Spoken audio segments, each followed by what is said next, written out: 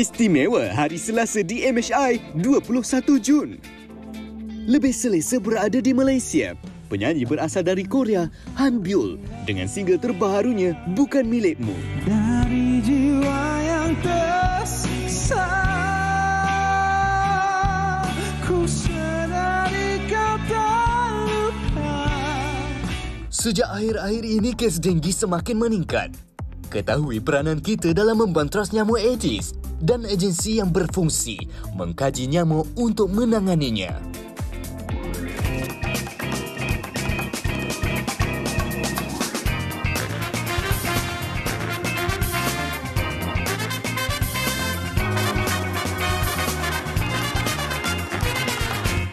Assalamualaikum dan kembali bertemu dalam MHI Malaysia hari ini. Saya Fitri Yahya. Dan juga saya Anim Izzati. Diharapkan agar anda semua berada dalam keadaan sihat, ya, dijauhkan daripada segala wabak, terutama sekali yang macam kita nak cerita hari ini, kes denggi meningkat. Jadi apa yang kita nak pastikan adalah mungkin lokaliti anda tidak berada dalam kawasan yang bahaya. Dan bukan itu saja, kita juga nak kongsikan seorang upa. Opa yang berada di Malaysia. Annyeonghaseyo. Dia ada kat belakang tu. Nanti kita akan bertemu dengan beliau. Han Byul akan bersama dengan kita. Patutlah Zati bawa bekal kimchi hari ini. Apa yang penting hari ini kita nak tambah ilmu sebanyak yang mungkin. Dan juga macam mana cara terbaik untuk kita hidup dalam komuniti yang saling membantu. Terutama di kawasan yang adalah tadi lokaliti yang panas.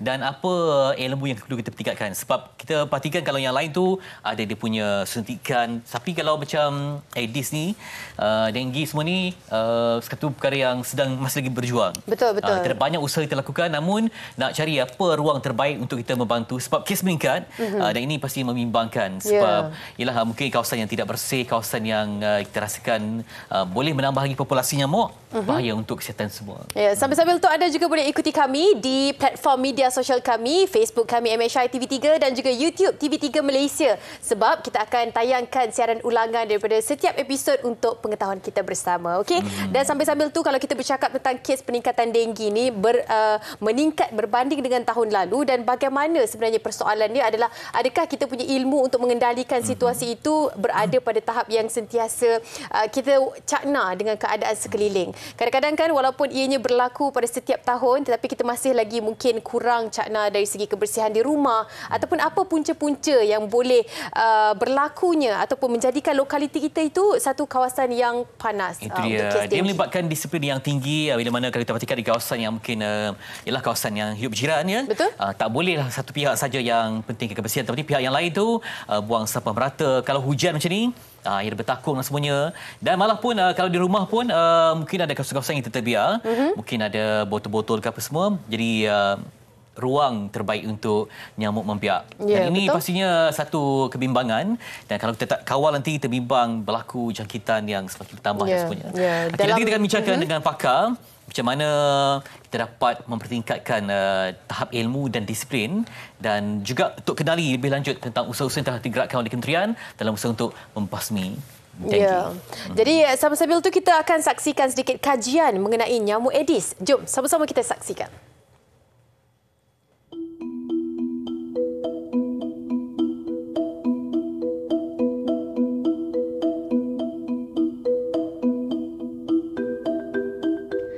AU Keramat Kuala Lumpur. Lokasi ini pernah menjadi kawasan kajian bagi Institut Penyelidikan Perubatan IMR Kuala Lumpur yang mengkaji mengenai kawalan pembiakan nyamuk Aedes. Tinjauan di lokasi mendapati masih ada beberapa bekas yang menjadi tempat pembiakan nyamuk dan sampel diambil untuk kajian selanjutnya. Tugas mengambil sampel dilakukan oleh Dr. Nurul Husna Abdul Hamid, 43 tahun, seorang pegawai penyelidik unit entomologi perubatan di IMR Kuala Lumpur. Anak jati Kedah berkelulusan Dr. Falsafah dalam bidang bioteknologi ini mempunyai pengalaman 14 tahun dalam bidang kawalan vektor penyakit berjangkit bawaan Aedes. Dr. Husna juga aktif membuat kajian mengenai pembiakan dan perilaku nyamuk Aedes. Selain membuat kajian di makmal, mereka sering turun padang bagi mendapatkan sampel lava Aedes di beberapa kawasan yang dikenal pasti.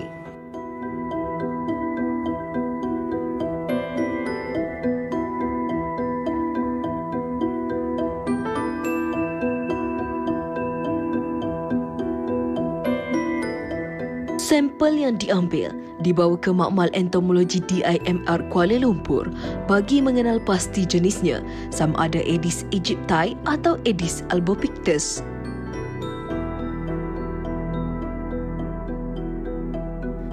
Makmal Entomologi DIMR Kuala Lumpur sudah wujud sejak tahun 1902. Fungsinya adalah untuk pelbagai penyelidikan berkaitan penyakit bawaan serangga seperti nyamuk, lipas dan lalat. Di Makmal, sampel akan dirawat dan dijaga bagi kajian keberkesanan terhadap racun yang digunakan. Pembiakan nyamuk mengambil masa 10 hingga 12 hari untuk meningkat dewasa menjadi nyamuk Aedes.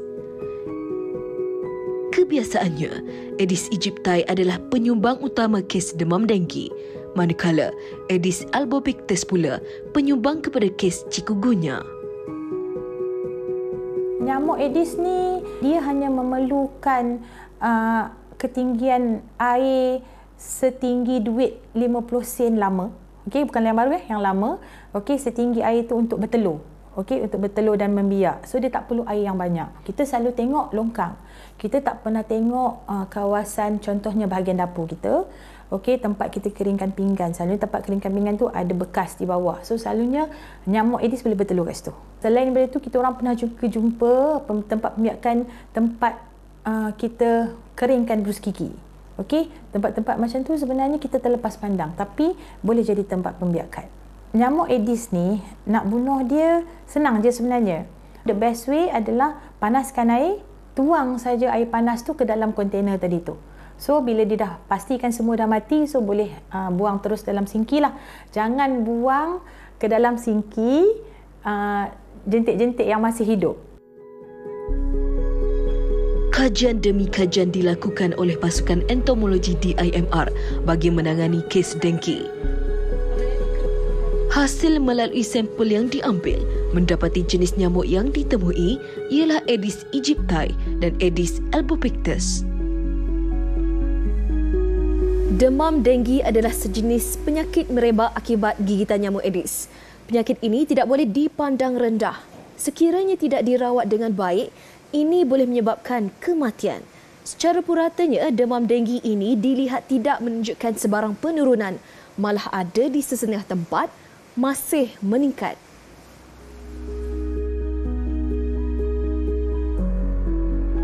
Selain melalui kajian, pelbagai cara dan inisiatif turut dilakukan oleh pihak kerajaan. Antaranya seperti melakukan fogging di kawasan berisiko dan hebahan umum mengenai kesedaran penyakit demam denggi. Kerjasama seluruh masyarakat juga penting, antaranya dengan mengambil inisiatif sendiri untuk memusnahkan tempat pembiakan nyamuk Aedes di kawasan masing-masing agar kes demam denggi semakin berkurangan. Baik, kita baru saja kongsikan kepada anda kajian mengenai nyamuk Aedes yang telah pun dikongsikan, dilaporkan oleh wartawan kami, Mimi. Dan ini antara yang perlu kita fahami bagaimana daripada akar umbi untuk memastikan keadaan ini dapat dikawal. Walau bagaimanapun kes semakin lama semakin meningkat, itu yang perlu kita perhalusi mengapa dan bagaimana keadaan terkini berkaitan dengan kes peningkatan denggi. Kita nak bersama dengan Dr. Nur Azman Muhammad Rosli, pakar perubatan kesihatan awam. Terima kasih Doktor bersama kita betul begini. Terima kasih. Baik, kalau lihat kepada laporan demi laporan memang membimbangkan. Jadi ada kes kematian dan dilaporkan 2 kes dilaporkan minggu lepas. Okey. Jadi mungkin dapat diceritakan macam mana sikit profil kematian dan juga peningkatan kes di Malaysia. Okey, pertama sekali terima kasihlah kerana menjemput pihak Jabatan Kesihatan Kuala Lumpur dan Tajik untuk menerangkan sedikit sebanyak tentang isu denggi di Malaysia. Jadi sepanjang tahun inilah sehingga Sabtu lepas sebanyak 21,689 kes denggi dilaporkan. Jadi minggu lepas sahaja, sepanjang minggu lepas sebanyak 1,454 kes denggi dilaporkan. Maksudnya dalam sehari itu ada lebih kurang 200 kes denggi. Dan minggu lepas sahaja terdapat 2 kes kematian lah. Total kes kematian sekarang dah ada 15 sepanjang tahun. Jadi 15 kes kematian ni bermaksud lebih daripada 2 kes kematian sebulan lah denggi. Jadi ada beberapa faktor lah yang yang menyebabkan kematian denggi. Salah satunya adalah mendapatkan rawatan yang lambat lah. Jadi minggu lepas ada satu kes yang melibatkan warga asing yang hanya datang ke klinik pada hari ke-9 onset. Jadi pada masa kes ini datang memang dah hampir tak bernyawa. Dan ia menyebabkan kesukaran lah untuk pihak perubatan untuk merawat kes ini. Dan kes kedua juga sebenarnya datang awal pada hari kedua onset, tetapi kes ni dia umur dah 84 tahun. Banyak komorbid, maka selepas beberapa hari dimasukkan di ICU, beliau telah meninggal. Doktor, bagi kes yang lewat datang untuk dapatkan rawatan, adakah mereka tahu mereka ni terkena denggi ataupun macam mana? Okey, saya rasa semua pun maklum bahawa dalam masa sekarang ni penduduk masih takut dan masih lebih bimbang terhadap COVID-19 lah. Betul. Ya, jadi penyakit denggi ni memang ada dalam fikiran, tetapi kemungkinan mereka tidak rasa ia sepenting COVID-19 lah. Walau bagaimanapun, ialah semua lapisan masyarakat boleh mendapat komplikasi lah daripada jangkitan denggi ni, termasuk kematian.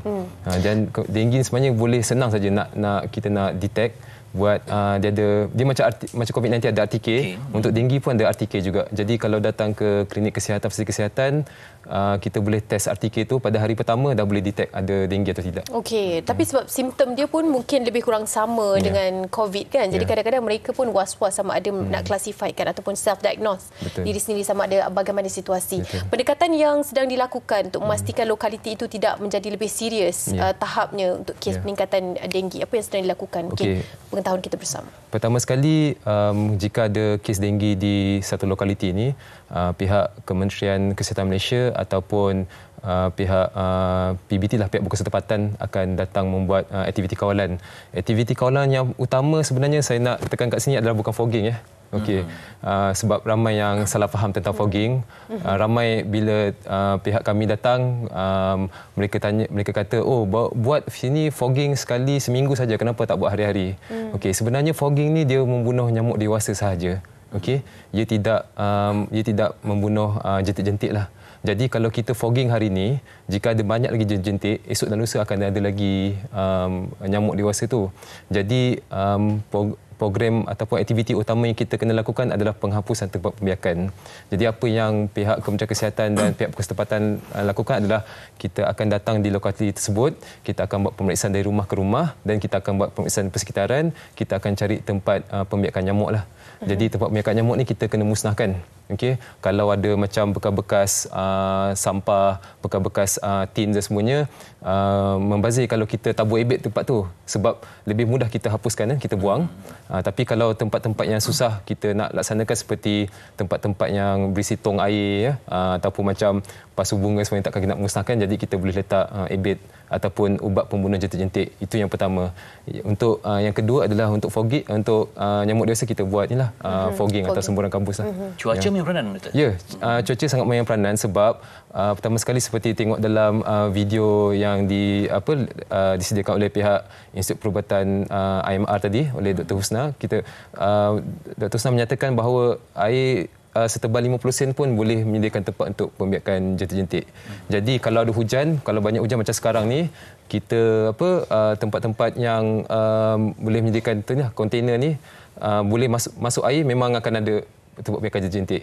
Dan dari segi haba atau pemanasan global, pemanasan global ni diketahui menyebabkan kitaran nyamuk. Nyamuk dia daripada telur dia membesar jadi larva atau jentik-jentik, jadi pupa dan dewasa. Bila cuaca yang panas ni, dia punya kitaran hidup dia lebih pendek. Selalunya 7 hingga 10 hari dia akan jadi lagi pendek. Jadi bila lagi pendek, lagi banyak nyamuk dewasa yang keluar lah. So populasi nyamuk tu akan meningkat dengan dengan cuaca. Itu juga dilihat sebagai salah satu faktor kenapa mungkin kes ini meningkat. Dan antara lain yang kita perlu perhalusi, sebelum ni kita pernah juga tanya tentang Wubakia. Ini antara satu inisiatif bagi mengurangkan kes peningkatan denggi dan sebagainya. Mungkin adakah usaha itu masih lagi dijalankan? projek Wabakya ni kita telah buat, pihak Kementerian Kesihatan telah membuat sebagai operasional, bermaksud bukan tahap kajian lagi. Kita telah buat operasi bermula pada Julai 2019, dimulakan di Kuala Lumpur dan Selangor. Pada mulanya bermula dengan 7 lokaliti, dan sekarang kita telah berkembanglah sebanyak sekarang ada 29 lokaliti di seluruh Malaysia. Mula-mula start dengan Selangor dan KL, dan ia telah diperluaskan di Pulau Pinang, Kelantan, Melaka, Johor, dah 29, dan terkini akan datang adalah di Pahang lah. So bila Pahang dah start, kita akan buat 30 lokaliti. Jadi secara sepanjang 3 tahun ni kita lihat memang Wolbachia ni sangat berjaya lah dalam mengurangkan kes. Saya sendiri jaga denggi di Kuala Lumpur. Kita ada sebanyak 7 lokaliti, iaitu 5 di KL dan 2 di Putrajaya. Semua lokaliti Wolbachia ni memang telah menunjukkan penurunan yang kes denggi yang sangat ketara lah. Ada kawasan fokus, Doktor? Ataupun kawasan fokus ataupun macam mana? Okey, kita pemilihannya kalau kita nak, sebab dia melibatkan kos jugalah. Sebab kita kena biarkan nyamuk tu dimakmal, buat pelepasan dan sebagainya. Kita buat pemilihan tempat-tempat yang memang kita so-called, kita kata hardcore lah, ataupun banyak tempat yang menjadi lokaliti wabak denggi berulang-ulang kali. Jadi tempat-tempat yang kita tengok berulang-ulang kali ni, bila kita mulakan projek Wabakya ni, dia punya kes denggi pun memang dah turun.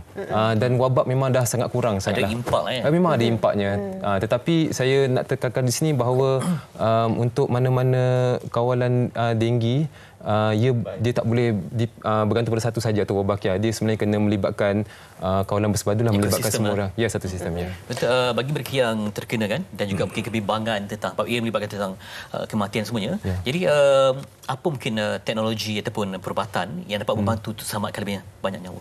Okey, pertama sekali seperti saya nyatakan lebih awal tadi, pengesanan tu yang penting. Ya, pengesanan, kita kena kesan denggi lebih awal supaya kita boleh merawat dan kita boleh memantau atau monitor pesakit lah. Jadi pertama sekali adalah teknologi RTK itu itself lah, rapid test kit yang kita memang ada di semua klinik kesihatan kerajaan, di hospital kerajaan. Rapid test kit ni kita boleh kesan denggi seawal hari pertama. Ya, seawal hari pertama dia ada dua lah, NS1 dan denggi IgM dan IgG, dia boleh mengesan. Jadi kita boleh sebab tu kita sarankan kepada semua penduduk yang ada demam dapatkan rawatan segeralah, sebab denggi ni boleh dikesan dengan lebih cepat. Walau bagaimanapun sehingga kini kita tiada rawatan yang khusus untuk denggi. Memang tiada. Dia tak macam penyakit bawaan nyamuk lain macam malaria, semua tak ada. Vaksin pun belum ada lagi. Tetapi kita punya pegawai perubatan semua telah dilatih lah untuk merawat denggi dengan efektif lah di hospital. Setakat ini kan dicatatkan 15 kematian. Apa yang ingin disampaikan kepada masyarakat di luar sana tentang angka kematian ini yang melibatkan mungkin tahap kes denggi juga dianggap serius? Pertama sekali, sekiranya tuan-tuan dan puan-puan ada gejala lah seperti demam, sakit-sakit badan, ruam, dapatkan rawatan segeralah di klinik yang berhampiran. Dan di semua klinik kerajaan dan hospital memang ada disediakan rapid test kit ni untuk membuat pengesanan denggi. Itu yang pertama. Yang kedua, kepada sesiapa yang ada komorbid seperti darah tinggi, masalah kencing manis dan sebagainya, kena kawal dengan lebih baiklah, sebab kawalan penyakit komorbid ni boleh membantu untuk mengurangkan kadar kematian. Dan yang ketiga, macam mana pun pencegahan lebih baiklah daripada rawatan, pencegahan. Jadi kalau tempat itu memang telah ada wabak denggi, kita semua kena ambil kesempatan untuk tak perlu susah-susah, sekali seminggu saja untuk buat pemeriksaan di dalam rumah, cari tempat pembiakan nyamuk. Sebab denggi ni sebenarnya lebih mudah untuk ditangani berbanding COVID lah. COVID kita kena buat penjarakan, kita kena pakai mask dan sebagainya, dan benda tu kita kena pastikan setiap hari kan. Tapi denggi ni ia tidak macam, contohlah kalau saya dapat denggi pun saya tak akan sebarkan kepada Fitri ataupun Anim kan. Dia tak akan macam tu je. Dia mesti dengan pembawa ataupun kita panggil vektor, iaitu nyamuk Aedes tu. Nyamuk Aedes tu kena gigit saya dulu, dan gigit Anim baru dapat jangkitan. Kalau tanpa Aedes memang tak akan dapat denggi. Jadi itu yang harus kita hapuskan terlebih dahulu. Terima kasih banyak-banyak. Komuniti juga tentang kita punya imuniti, dan juga tentang pengetahuan dan juga sokongan Kadang-kadang kita buat untuk rumah kita je, tapi bimbang juga nanti akan membawa pada jiran. Ini tentang satu semangat komuniti yang tinggi. Mungkin ada kawasan kejiranan dapat kita gerakkan kembali lah aktiviti untuk kebersihan setempat. Ya, terima kasih kita ucapkan kepada Dr. Nur Azman Muhammad Rosli, pakar perubatan kesihatan awam bersama dengan kami berkongsi tentang kita perlu waspada tentang peningkatan kes denggi di Malaysia yang terkini. Okey, baik dia. Okey, Nanti kita nak bersama pula dengan itulah dia pemuda Korea yang mencipta nama di Malaysia dan macam mana dia boleh dengan mudah untuk menjiwai bahasa Melayu ni. Ya, kenapa dia selesa dekat Malaysia ni? Siapa dekat sini? Siapa dekat sini? Kita nak tanya juga. Okey, kita bersama dengan Han Biol seketika nanti di Malaysia hari ini.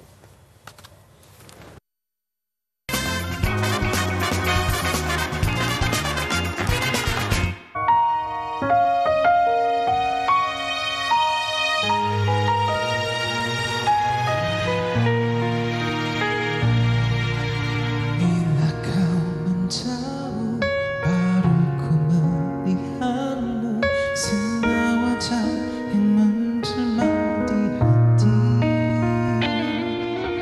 Bila kau menyepi, baru ku mendengar suara yang menyentuhkan jiwa. Takkan ku biarkan hapusnya cinta, akan ku buktikannya padamu. Tak pernah kau hilang dari jiwa yang tersiksa. Ku sadari kau terluka, ku hanya terpaksa hilangkan kamu untuk mencintaimu.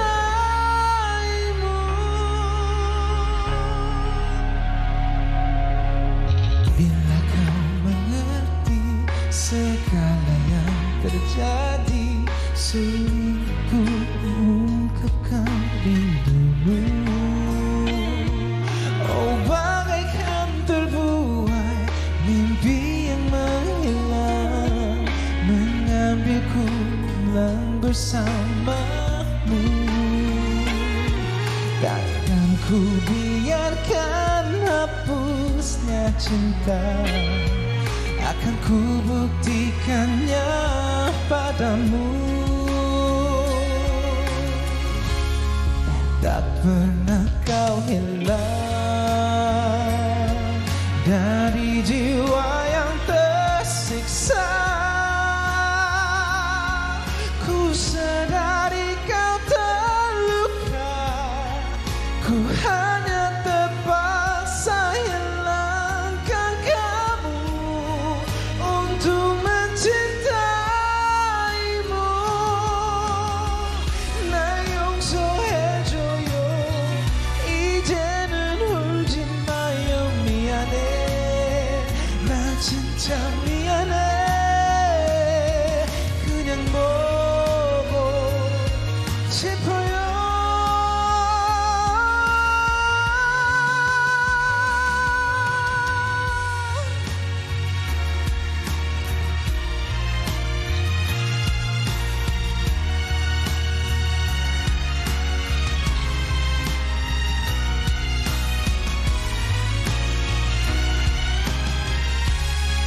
Tak pernah kau hilang dari jiwa yang tersiksa. Ku sadari kau terluka, ku hanya terpaksa hilangkan kamu untuk mencintaimu, untuk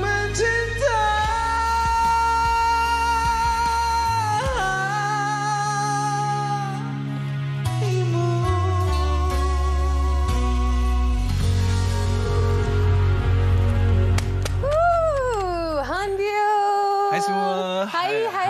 Selamat pagi. Selamat pagi. Apa khabar? Khabar baik.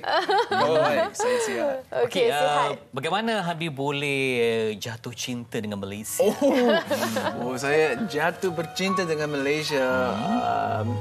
I think saya rasa disebabkan peminat-peminat saya, perjalanan saya di Malaysia hebat. It's been magical. So saya rasa Malaysia pilih saya. Betul kan.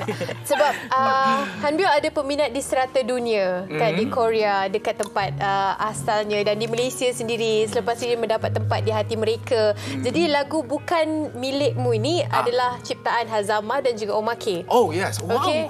Ya, kita baru tengok tadi. Okey, ini adalah lagu yang sangat dia suka. Ini adalah lagu yang sangat sesuai dengan vokal Hanbiu rasanya. Yeah. I think saya rasa selesa dan saya rasa lagu ini sesuai dengan saya.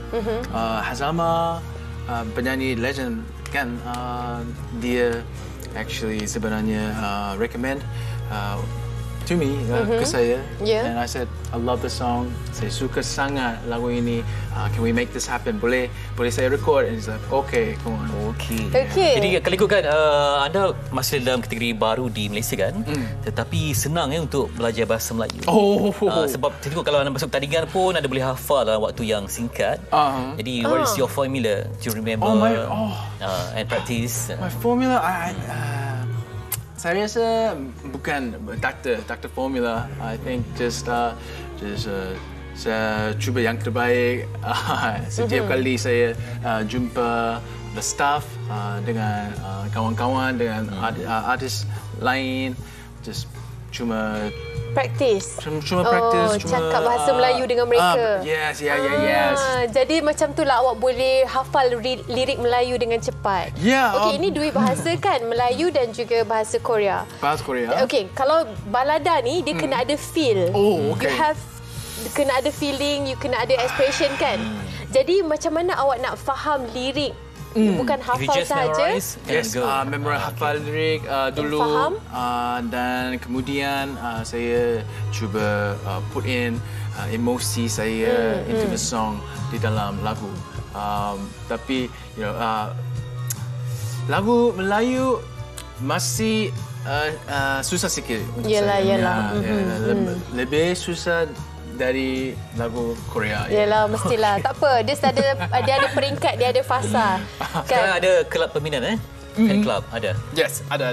Okay, Twinklers. Ada aktiviti meet the fans. Sebenarnya saya nak jumpa peminat saya in 2 weeks. Okay. We have a special, kita ada special event disebabkan it's hari jadi saya. So they want to meet together for the kali pertama for the first time in 2 tahun. 2 tahun. Okey, first time dalam 2 tahun ni. Apa perkataan Melayu yang paling anda suka sebut? Favorite word in Melayu. Favorite word. Bersyukur. Wah. Siapa yang ajar bersyukur tu? Ingat lagi tak? Saya rasa terima kasih banyak-banyak untuk semuanya. Betul. Okey, perkataan Korean kalau uncle apa?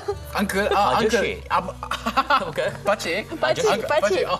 Korea boleh ajushi. Bukan ajushi. Oni. Of course, sudah tentu. Aunty. No, kakak. Adik. 2 tahun adik bawah you. Sebab bila naik bas di Korea kan nak suruh stop kan. Ajushi. Oh yes. Betul. Tahan bas sebut sama juga. Itulah. Okey. Pandailah. Okay. Tapi boleh makanan semua dah okey Melayu. Pedas. Baru-baru ni saya suka sangat makanan roti canai. So saya dah gemuk. Roti canai. Ya, roti canai. Favorite Ada juga tu. tak? Lagu roti canai ada? Lagu roti canai tak ada. Kita nak dengar lagu Korea boleh? lah. Mungkin boleh cover sikit lagu Korea. Kita punya penerbit ni memang K-drama lover. Sekarang? Kita punya penerbit. Sekarang? Sekarang boleh. Ada lagu Korea yang boleh bagi kita dengar. Beautiful life, beautiful day. That's all? Seriously? My God. That's it? You have to pay for more. Kalau artis, okey. Impian anda mungkin ada nak berduet dengan artis Melayu kan? Siapa artis favourite anda? In your dream, dalam mimpi anda? Oh my God, banyak artis banyak. Saya suka banyak. Tapi my idol saya will always be Siti Nurhaliza. Wow, Siti Nurhaliza. Samalah dia idol setiap daripada kita. Okey. Dia nak berduet dengan BTS. One day. Kan? I think they got a big break. Ya. So maybe later on. Duet dengan you dululah. Oh ya. Okey, untuk peminat-peminat di luar sana, tak kiralah di Korea ataupun di Malaysia, apa yang Hambil nak katakan kepada peminat? Silakan. Boleh datang lagi ke untuk fan meeting? Boleh? Fan meet, boleh. Okey. yang ni. Okey. Tuan-tuan semua, hai korang-korang. Saya penyanyi Hambil. Saya nak jumpa you guys nanti. So I know it's been dah lama tak jumpa. Terima kasih banyak-banyak untuk everything. It's been an amazing perjalanan hebat. So I owe it all to you guys. Terima kasih banyak-banyak. Syukur. Jumpa nanti, Twickless. Love you. Love you. And I love everyone in Malaysia. Hi. Peminat 90% perempuan, 95%. 95%. So, siapa 5%? Lelaki. Oh, no. I'm not sure. Not really. Okay. Alright, terima kasih kita ucapkan kepada Hanbiul. Banyak sebenarnya yang dia cuba untuk cakap boleh makan durian. Durian? Ya, someone terus makan durian di dalam kondo saya. So, Okey, kita nak sampaikan juga kepada anda semua yang kali ini Carnival Jom Heboh kembali. Secara fizikalnya kita akan berjumpa dengan anda semua. Jadi jom datang beramai-ramai ke Carnival Jom Heboh pada minggu ini bersama dengan keluarga dan juga rakan-rakan anda. Dan sertai permainan balon buih ataupun face painting di zon Duit Now dengan hanya RM1. Wow, RM1 je. Boleh bayar dengan imbas Duit Now QR dan juga mana-mana aplikasi perbankan mudah alih ataupun e-wallet. Ada juga deko LED dan juga neon untuk anda bergambar buat kenang-kenangan. Jadi jangan lupa gunakan hashtag Duit Now senang, cepat dan selamat. Ya, hashtag Duit Now senang, cepat, selamat di Carnival Jom Heboh di Jom Suria Putrajaya untuk anda. Ya, jumpa Petri juga nanti hari yang pertama Carnival Jom Heboh. Okey, kita rehat seketika, kembali selepas ini hanya di Malaysia hari ini.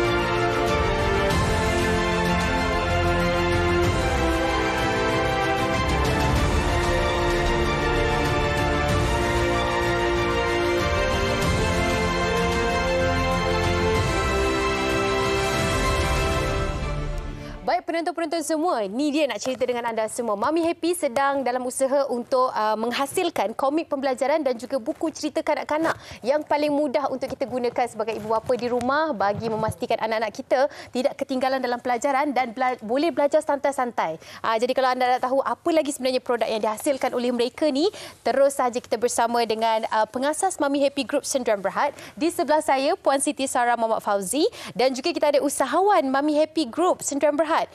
Puan Nur Syahira Ibrahim. Assalamualaikum. Waalaikumsalam. Macam adik-beradik dah. Jangan tersilap panggil ya. Di sebelah saya ni Puan Sarah dan juga Puan Syahira. Okey, kita nampak depan ni ada alatan ataupun komik ataupun buku pembelajaran lah yang dapat dilihat lebih bersifat komik dan anak-anak pastinya lebih suka. Adakah itu antara pendekatan yang ingin ditawarkan kepada ibu bapa, terutama sekali ibu bapa yang di rumah lah? Silakan. Okey, terima kasih Puan. Okay, Assalamualaikum warahmatullahi wabarakatuh. saya Puan Siti Sarah, founder syarikat Mami Happy. Okey, untuk makluman semua, syarikat Mami Happy adalah pembekal barangan pendidikan awal kanak-kanak, khususnya untuk membantu ibu bapa dan juga guru untuk mengajar anak-anak secara santai di rumah, dan juga bahan-bahan pembelajaran untuk anak-anak di tadika dan juga taska. Okey. Jadi bahan-bahan pelajaran kita ni berbentuk alat bantu mengajar yang menarik perhatian.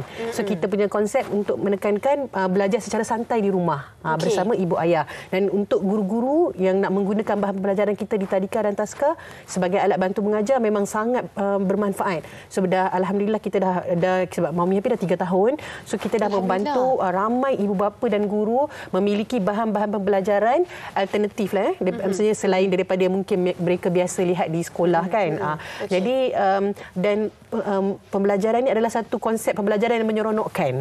So dia menggembirakan anak-anak macam tu. Okey, kenapa kita katakan ini merupakan satu cara untuk anak-anak belajar lebih santai? Adakah dari sudut bentuk dia ke sebab dia flap macam ni kan?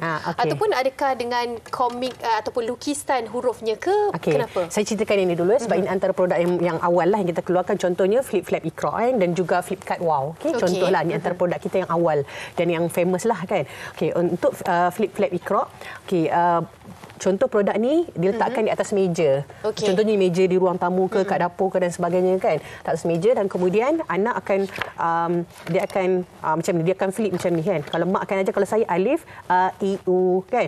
Kemudian ada QR code. Ini QR code ni memang ustaz yang mengajar.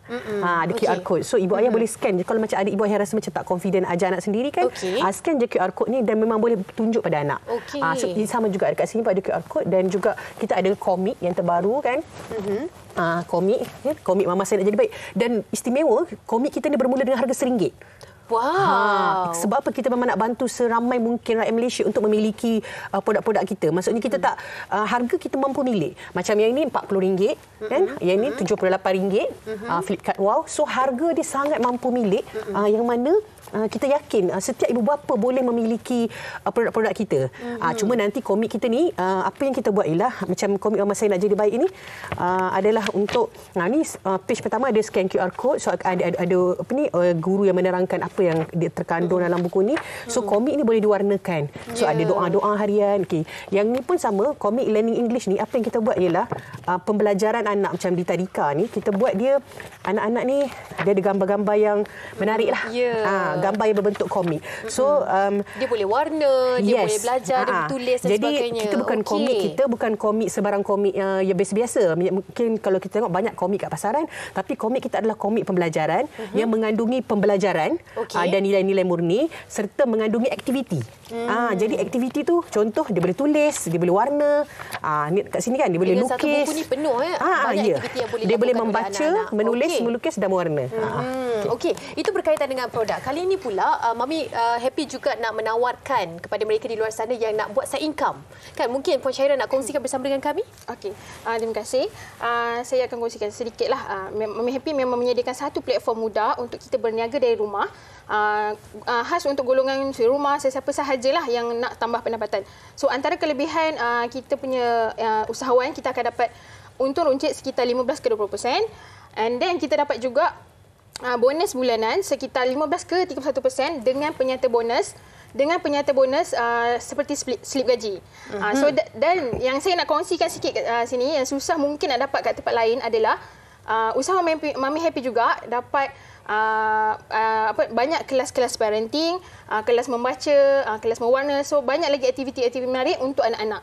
So di samping kita berniaga, kita upgrade ilmu, anak-anak kita pun dapat manfaat sekali. Itu dia kan. Kalau anda mungkin nak dapatkan maklumat dengan lebih lagi, boleh follow sahaja Facebook mereka, Instagram mereka ataupun website www.mamihappygroup.com. Terima kasih kita ucapkan kepada Puan Siti Sarah dan juga Puan Nur Syahira bersama-sama dengan kita pada hari ini.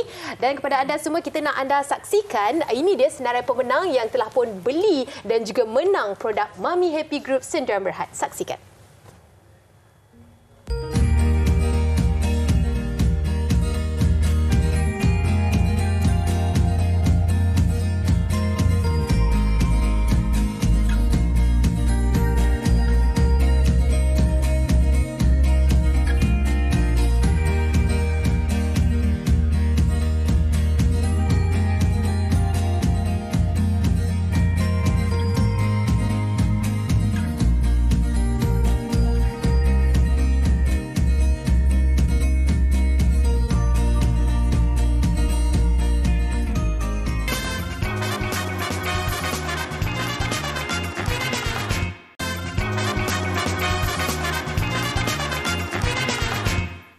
Masih dalam MH yang kita bawakan kesihatan asas sejahteraan dan nak bersama dengan pengasas V Asia Kosmetik dan Healthcare bersama dengan Dato' Azril Muhammad Razi untuk berkongsi tentang bagaimana kesihatan menjadi asas penting kepada kesejahteraan. Assalamualaikum Dato'.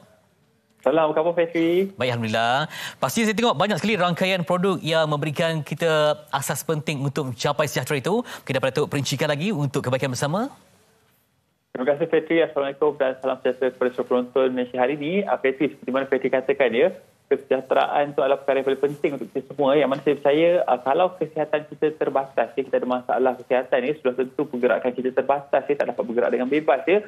Tambah lagi dalam keadaan sekarang ni walaupun dah endemik, tetapi kalau kita perhatikan ya daripada segi corak kesihatan kita, ramai antara kita ya yang ada masalah long COVID, kadang-kadang badan tak tegar, cepat letih, lesu, kurang bermaya ya. Dan perkara ini amat membimbangkan yang mana boleh menjejaskan prestasi harian kita ya Fetri.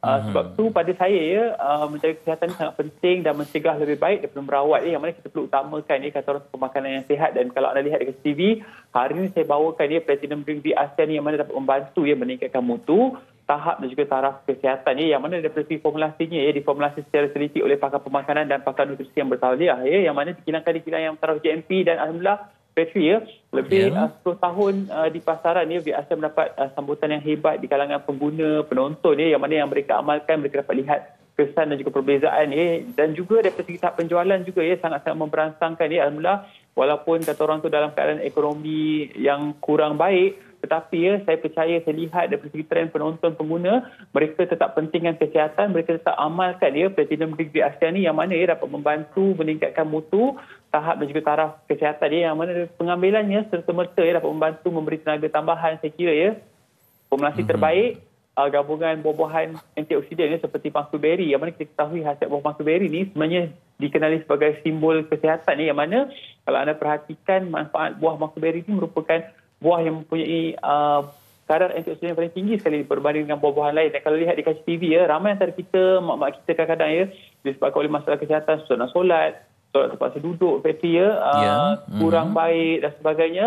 Dan anda lihat TV ini adalah antara bahan-bahan yang terbaik kita gunakan seperti acai beri yang mana acai beri ini dapat membantu membekal omega 3, 6, 9 dalam masa sama juga dapat membantu merendahkan paras gula yang berlebihan dalam tubuh badan. Saya kira pengambilan buah-buahan ini sangat-sangat baik yang mana kalau kita perhatikan ramai antara kita yang tak menitik beratkan soal diet yang sihat, diet yang seimbang, pemakanan yang sihat. Jadi cara yang mudah untuk anda daripada mengamalkan gaya hidup yang sihat dan seimbang, anda boleh dapatkan makanan tambahan seperti Platinum Drink ni. Amalkan setiap pagi, waktu pagi sebelum sarapan 10 hingga 15 ml dah mencukupi, memadai sebab apa? Seawal pengambilan bila anda amalkan anda akan rasa lebih cerdas dan juga bertenaga. Dalam masa sama juga dapat membantu memelihara kesihatan supaya berada pada tahap yang terbaik. Dan paling penting produk V Asia juga telah mendapat penganugerahan sebagai super brand yang mana saya kira kualitinya sangat diakui, anda tak perlu risau.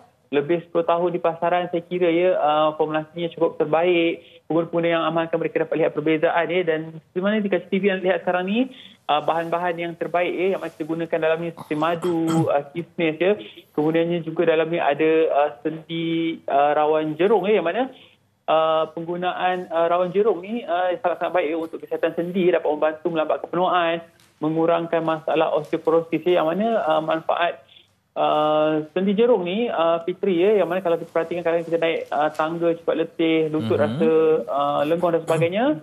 Jadi pengambilan makanan tambahan ni dapat membantu lebih sedikit membantu membaik pulih kesihatan anda. Dan seterusnya daripada Platinum Drink hari ini juga saya bawakan jus khasiat lega yang mana jus khasiat lega V Asia ni ada 5 ramuan herba terbaik seperti lemon, halia, madu, bawang putih dan juga apple. Sebenarnya kita ketahui khasiat bawang putih ni dapat membantu membuang lebihan angin dalam tubuh badan dan masyarakat di negara China mereka percaya khasiat bawang putih ni mempunyai manfaat yang luar biasa, dapat membantu memanjangkan hayat seseorang sebab apa? Kadar antioksidan dalam bawang putih ni sangat-sangat tinggi. Sebab tu kalau kita perhatikan amalan orang Cina, mereka gemar menggunakan bawang putih dalam masakan sebab apa? Banyak sangat manfaat bawang putih ni. Dan kemudiannya dalam khasiat lega juga kita turut gunakan ramuan seperti halia mana kita ketahui khasiat halia ini dapat membantu mengurangkan paras kolesterol berlebihan dalam tubuh badan. Dan tak kurang juga satu lagi bahan yang kita gunakan dalam ni juga ialah lemon yang mana lemon bersifat detoksifikasi semula jadi dan juga Petri, saya sangat cadangkan anda amalkan jus hasad lega ni pada waktu malam. Dan satu lagi manfaat jus hasad lega ni dalam ni ada ramuan seperti peria katak. Yang mana peria katak ni dapat membantu mengurangkan paras gula yang berlebihan dalam tubuh badan. Jadi bila kita minum ni Petri dengan halia dengan bawang putih dapat membantu membuang kotoran tu lebihan angin dalam tubuh badan. Kalau saya minum Petri saya akan kerap buang angin. Dan waktu malam insyaAllah tidur saya lebih lena. Bila saya bangun pagi, saya rasa lebih segar, bertenaga, tubuh badan ni rasa lebih cergas. Dan jus hasad lega ni dijual pada harga hanya RM155 sahaja. Tu dia, Petri. Baik, untuk mendapatkan produk yang berkualiti pastinya saya difahamkan dari segi pembuatannya, prosesnya pun dah pentingkan kepada satu yang berkualiti. Datuk mungkin dapat perincikan. Betul, yang mana produk BASL lebih 10 tahun di pasaran dikilangkan di Kelan Bertaraf GMP, diformulasi oleh pakar pemakanan, pakar nutrisi yang bertauliah dan kemudiannya BASL juga telah mendapat penganugeraan sebagai super brand yang mana saya kira satu pencapaian yang luar biasa untuk produk tempatan. Dan yang terakhir Petri, hari ini saya juga bawakan Pioness, iaitu sarang burung tulen, yang mana sarang burung tulen BASL ni, Pioness ni sangat-sangat bermanfaat untuk kecantikan dan juga kesihatan.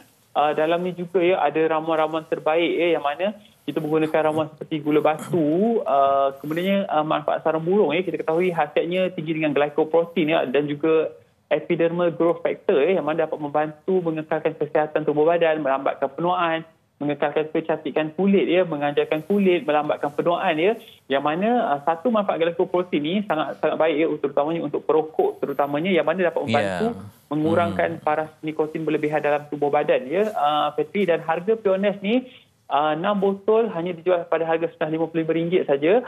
Bagi anda yang nak diskaun istimewa, boleh dapatkan produk BASL di jombai.my, jomby.my, Shopee dan juga di Lazada. Dan untuk anda yang nak konsultasi secara percuma hari ini, nak informasi lebih lanjut, boleh hubungi online kami 1800 883990. Saya ulang balik, 1800 883990. Ingat, kalau ke kedai-kedai jamu, pastikan BASL baru beli, sebab apa BASL adalah peneraju, perintis dan juga pencetus produk herba berkualiti pada harga yang mampu milik. Fitri, secara ringkasnya untuk kesihatan tubuh badan secara menyeluruh, jangan lupa dapatkan Platinum Drink, yang mana Platinum Drink ni anda boleh amalkan waktu pagi sebelum sarapan sebagai sumber vitamin dan juga nutrisi. Waktu malam untuk penghadapan dan juga pengawasan yang lebih baik, yang mana yang anda nak buang lebihan angin dalam tubuh badan tu, ada masalah angin berlebihan, boleh dapatkan jus hasad lega, yang mana jus hasad lega ni ada manfaat terbaik daripada bawang putih, halia, juga apple dan sebagainya. Dan untuk kesihatan dan kecantikan boleh dapatkan Pioness, sarang burung tulen daripada BASL. Terima kasih Petri dan jumpa lagi. Assalamualaikum. Dia Datuk Azril Muhammad Razi, pengasas Viasia Kosmetik dan Healthcare. Dan sekarang saya nak bergabung pula dengan Anim Izzati Rizki dengan corak hitam putih yang melambangkan swadaya. Ingatkan awak nak cakap melambangkan nyamuk Aedes tadi. Okey, kita nak kongsikan kepada anda semua kisah dalam akhbar. Mulakan dengan akhbar harian Metro kita. Halaman hadapan sekali ini cerita tak best. Budak 4 tahun positif dadah. 4 tahun positif dadah. Tapi selepas siasatan dilakukan, kini pihak polis sedang menahan bapa saudara kerana pulang daripada berjalan bersama dengan bapa saudara. Didapati kanak-kanak ini muka dah pucat, tak boleh tidur pun tersentak, dan ibu bapa kepada kanak-kanak ini terus bawa ke hospital. Dan selepas bawa ke hospital, doktor mengesahkan yang mana kanak-kanak berumur 4 tahun ini positif metafetamin. Allahu Akbar. Okey, dan saya di berita harian ini tentang pengecualian SST tak disambung. Ini bermaksud tarikh akhir pengecualian cukai jalan untuk kenderaan penumpang tidak akan dilanjutkan dan kekal pada 30 Jun 2022. Namun bagi membolehkan pembeli yang membuat tempahan kenderaan sehingga 30 Jun untuk terus menikmati insentif pengecualian itu. Anda baca lanjut halaman ketiga untuk mengetahui tentang bagaimana ia memberikan impak kepada implikasi kewangan anda. Ya, jadi kereta sebelum ke selepas? Apa ya? Okey, kita teruskan nak kongsikan dengan anda. Ini dia satu drama terbaru Samarinda, iaitu Tarik Aku ke Syurga, yang mana bakal menemui anda pada 23 Jun ini setiap Isnin hingga Khamis 10 malam hanya di TV3. Yap. Okey, dah sampai ke hujung untuk hari ini. Terima kasih untuk anda yang dapatkan ilmu terutama tentang nyamuk yang bahaya yang boleh membawa kepada dengki, dan semoga kita ada cakna untuk tahu tahap kesihatan di sekitar komuniti kita. Teruskan menyokong kami di Malaysia hari ini, esok 9.30 pagi saksikan kami hanya di MSI. Saya Anim Izzati dan juga Petri. Jumpa lagi. Assalamualaikum. Salam. 하루도 뭐 괜찮아 좋아 난 네가 오늘 하루하루 혼자만은 아침 조용한 내 핸드폰 텅 빈 네 자리